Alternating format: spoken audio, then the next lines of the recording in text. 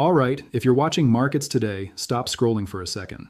Something big is happening right now, and if you blink, you're going to miss why it actually matters. Silver just screamed toward a $120 all-time high, and this wasn't some slow, sleepy grind higher. This happened fast. The kind of move where price action compresses months of stress into hours. And here's the part most people are missing. The real trigger isn't inflation headlines or some random squeeze, it's tariff shock. Fresh, unresolved, policy-driven uncertainty hitting the market right now.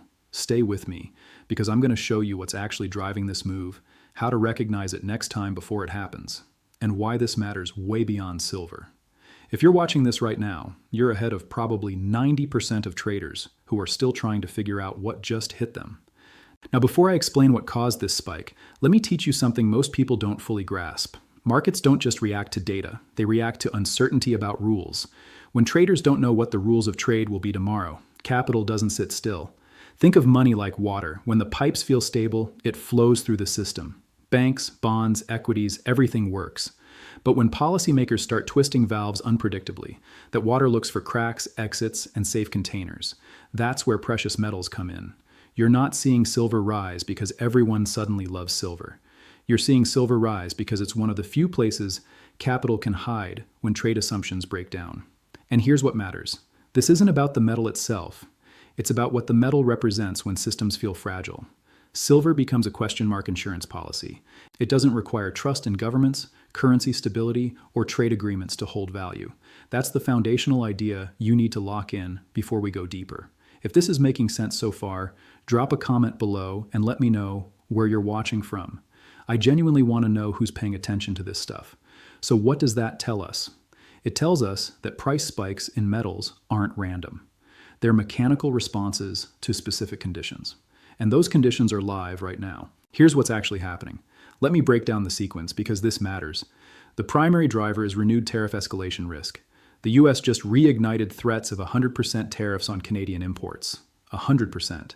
That's not a negotiation tactic anymore, that's a restructuring threat. And while that's happening, critical mineral duties are still unresolved. Steel, aluminum, autos, and now the raw inputs that feed modern manufacturing are all back on the table. When that happens, traders immediately start recalculating supply chains. That's the first domino. Companies that planned production around certain trade flows suddenly have to model what happens if those flows get cut in half or double in cost overnight. They don't wait for certainty. They hedge immediately, and that hedging pressure flows directly into metals markets because metals are both the inputs being threatened and the safe haven people run to when trade gets messy. The second domino is confirmation. This isn't just one headline. Futures markets are pricing in sustained volatility. Options flow is skewing heavily toward protective positions. And physical premiums, the actual markup you pay to get silver in your hands versus paper price, those premiums are expanding. That tells you something critical. People aren't just hedging growth, they're hedging disruption. There's a difference. When you hedge growth, you buy puts on equities or you rotate into bonds. When you hedge disruption, you buy things that don't rely on systems functioning smoothly. That's silver, that's gold, that's hard assets that exist outside the regular financial plumbing.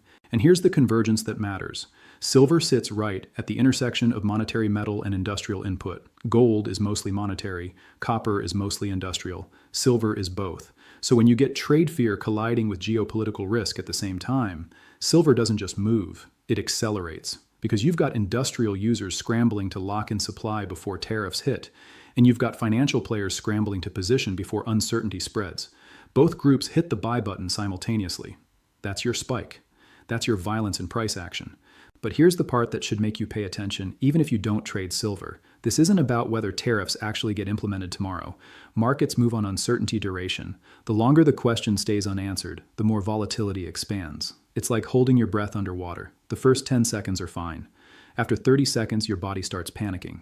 After a minute, you're scrambling for air. Markets are the same. A one-day tariff headline, traders shrug it off, a multi-week policy overhang with no resolution. That's when positioning gets aggressive. And right now, we're in week 3 of this cycle with no clear end in sight. So when traders realize this isn't a one-day headline, but a multi-month policy overhang, they reposition immediately. That's why this move feels violent. That's why you're seeing sharp spikes instead of smooth trends.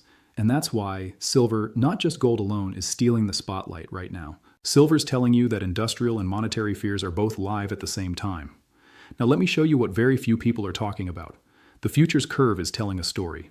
When you look at how silver futures are priced 3 months out versus 6 months out versus 12 months out, you can see whether markets expect this to resolve quickly or drag on.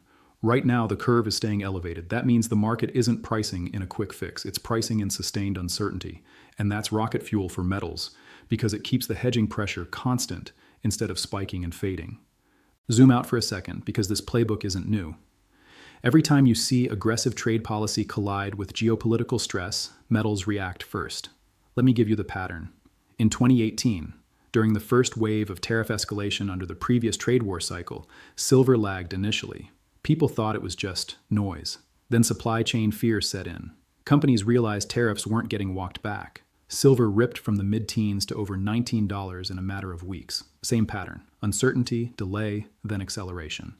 In 2020, when pandemic disruptions hit global trade, silver had a brief liquidity shock where everything sold off together. But once that cleared, silver exploded from under $15 to nearly $30 in 4 months.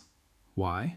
Because trade routes were broken, supply chains were fractured, and nobody knew when normal would return. Same exact dynamic we're seeing now. Policy uncertainty plus supply disruption equals metals acceleration. Go back even further.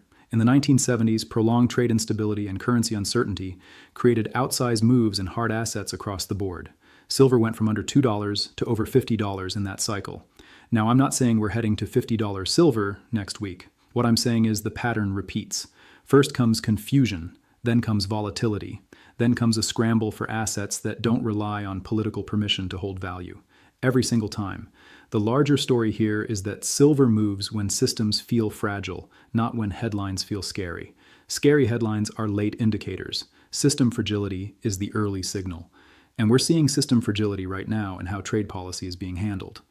Now let me be skeptical for a moment because I want you to hear independent thinking, not just hype.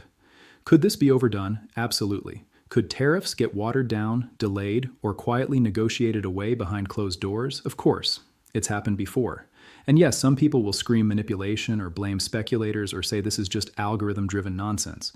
Here's the thing about those arguments. They don't help you position. You can debate motives all day long. You can argue about who's pulling strings or whether this is orchestrated. It doesn't actually matter for your decision-making.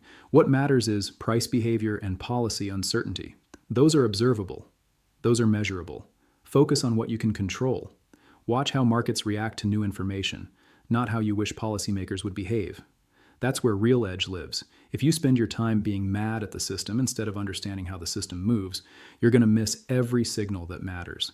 There are probably 3 types of people watching this right now.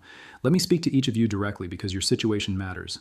The first group is already bullish on silver and you feel vindicated right now. You've been stacking, you've been positioned, and this move feels like confirmation. If that's you, slow down for a second. Parabolic moves reward patience, not euphoria. I've seen too many people ride a position up 30% and then give it all back because they stop managing risk. Your job now isn't to celebrate. It's to define your exit conditions, set your stops if you're trading, and stay disciplined. Don't let a good position turn into a bad one just because you got emotional at the top. The second group watching is skeptical. You think this is just another spike that'll fade like all the others. And honestly, that's a fair position. You've probably watched metals run and crash multiple times. Your job isn't to predict tops. It's to watch whether uncertainty resolves or deepens. If we get clarity on tariffs this week and trade tensions cool, yeah, silver might pull back hard. But if this drags on, if more uncertainty layers in, your skepticism might cost you. Stay flexible. Don't marry your view. The third group feels late and overwhelmed. You're watching this move happen and you're thinking you missed it. Let me be honest with you. You don't need to catch every move. Trying to chase every spike is how you lose money. What you need is to understand the mechanism so you're ready for the next one. And here's the universal principle for all of you, no matter where you stand. Markets telegraph stress before headlines explain it. If you learn to read price action and positioning, you'll see these moves building before they explode. That skill is worth more than catching one trade. So here's what I want you to answer in the comments. Which group are you in? Are you positioned, skeptical, or feeling late? And what's your biggest question about what's happening right now? I read every comment and I genuinely want to know what you're thinking. Here's where I stand personally. I'm not chasing candles, and I'm not dismissing this as noise. I'm watching 3 things closely, and I'll tell you exactly what they are. First, I'm watching for any clarity or lack of clarity on critical mineral tariffs. If we get a concrete policy announcement, that changes the game. If we get more vague statements and delays, that keeps the pressure on. Second, I'm watching how industrial demand hedges evolve alongside metal prices. Are manufacturers actually locking in supply, or is this just speculative positioning? The answer to that question tells you whether this move has legs or whether it's going to reverse hard. Third, I'm monitoring whether volatility stays elevated even on quiet news days. If silver keeps bouncing around even when there's no new tariff headlines, that tells you the uncertainty is baked in and isn't going away fast. Based on my analysis, this move wasn't random. It was mechanical. Policy uncertainty created a vacuum, and capital rushed to fill it. The fundamental picture hasn't changed in terms of supply and demand for silver. Mine production is still constrained. Industrial demand from solar, electronics, and EVs is still growing. But what has changed is the risk premium people are willing to pay for holding silver versus holding something that depends on smooth trade flows. And that risk premium can stay elevated for months if uncertainty doesn't resolve. If history rhymes and tariff ambiguity continues, the move that follows this initial spike could be even larger. I'm not making a price prediction. I'm telling you the conditions are aligned for sustained volatility. And volatility in metals during periods of trade disruption historically doesn't mean a quick round trip back to baseline. It means a new range gets established higher until something fundamentally changes. Now let me be clear. I'm not a financial advisor. This is not financial advice. Everything I'm sharing here is my analysis, my observations, and my perspective based on years of watching these patterns. You need to do your own research. You need to make your own decisions. Don't take my word for anything. Verify it yourself. Look at the data. Look at the charts. Form your own conclusions.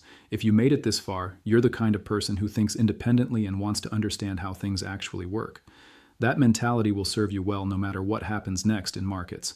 Most people react. You're learning to anticipate. That's the edge.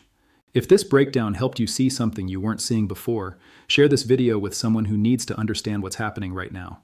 Hit subscribe if you want more real-time analysis like this when markets move. And stay sharp out there. Think critically, verify your data, and make your own decisions. I'll see you in the next one.